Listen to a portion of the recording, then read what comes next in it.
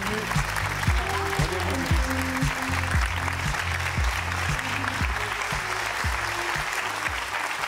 Bienvenue sur le plateau de Quotidien, Julie Godrèche. Revoici une partie de l'équipe et le public. La dernière fois qu'on s'est vu, c'était juste après les Césars.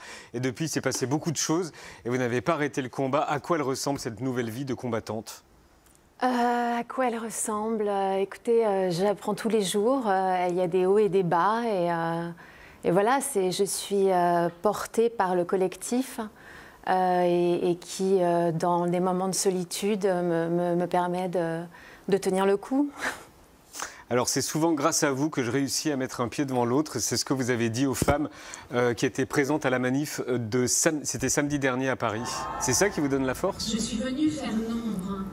C'est ça qui me donne la force, et puis aussi toutes les personnes qui, après que j'ai pris la parole au César, m'ont écrit. Et avec cette prise de parole, je me réapproprie mon identité. Ça passe par des moments difficiles, ça passe par une solitude.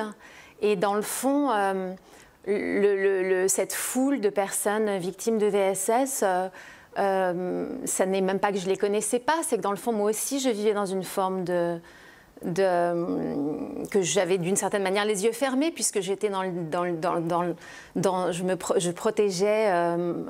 J'avais une construction psychique qui faisait que je me protégeais et que pour ne pas m'effondrer, je m'étais raconté une histoire, j'avais repeint la chambre en rose et que du coup, le jour où ma parole s'est libérée, que j'ai reçu tous ces témoignages, c'est comme si je découvrais un monde que je ne connaissais pas jusqu'ici en fait. C'est-à-dire que moi aussi, je me suis même remise en question, éduquée et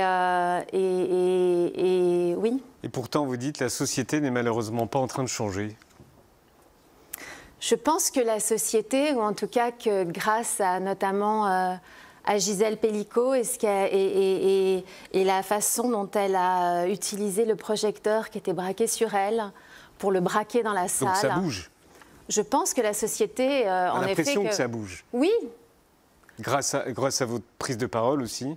En tout cas, il y a des choses qui sont amenées sur le débat public et il y a des conversations qui prennent place, qui ont lieu. Et il y a en effet un sentiment que culturellement ça bouge, que dans les rues ça bouge, qu'on en parle, qu'elle a réussi à aussi dire à toutes les femmes qui ont suivi ce procès, à toutes les femmes qui se sont dit mais quel courage elle a, Gisèle Pelicot, et qui se sont dit mais je ne suis pas seule. Enfin, c'est ça aussi, c'est le plus important dans le fond, c'est d'arriver d'utiliser les médias, d'utiliser les projecteurs qui sont braqués sur nous, c'est presque comme un devoir, j'ai envie de dire, pour dire aux personnes qui se disent « je ne peux pas parler, je ne suis pas seule », ou en tout cas cette personne-là me donne la force peut-être de faire un pas de plus.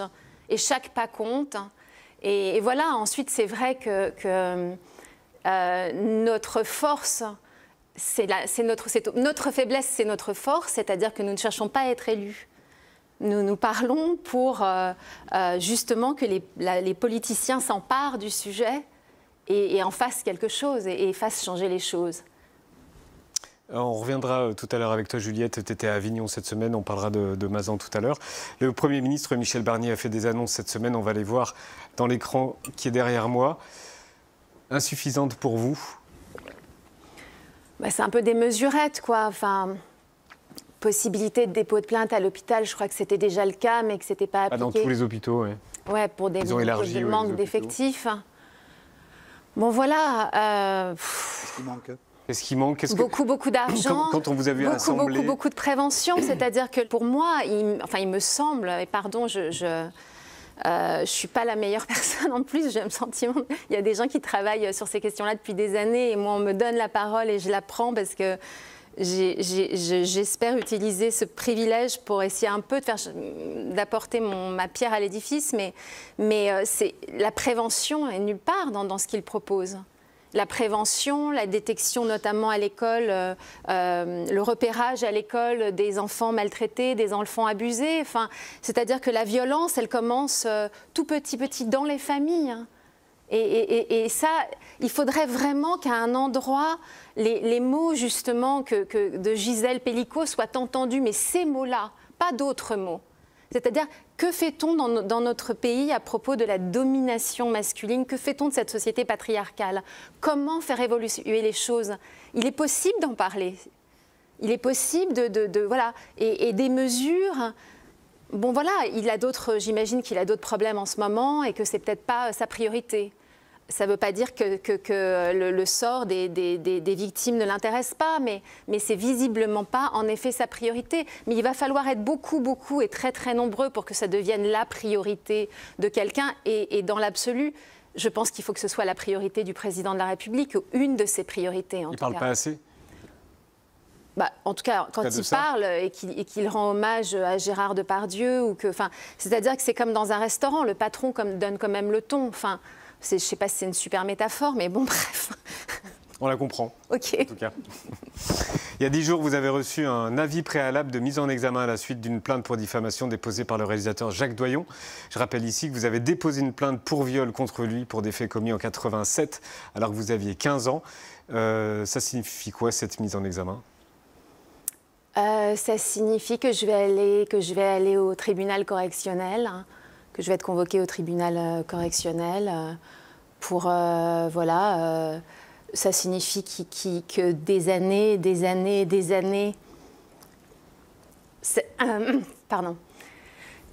Ça signifie que, je veux dire, c'est très particulier, évidemment, et très impressionnant, bouleversant, de recevoir une lettre recommandée quand on a finalement réussi à parler, à libérer sa parole. On est prévenu par une lettre recommandée ? Oui, mais c'est très particulier parce que dans le fond, après tant d'années, et je sais que certaines personnes ne comprennent pas pourquoi ça prend autant de temps de libérer sa parole, mais justement quand finalement on libère sa parole, et qu'on reçoit en fait une lettre recommandée pour vous dire qu'il y a une procédure qui va être mise en place par votre agresseur pour vous faire taire, hein, dans le fond, parce que on appelle ça une procédure bâillon.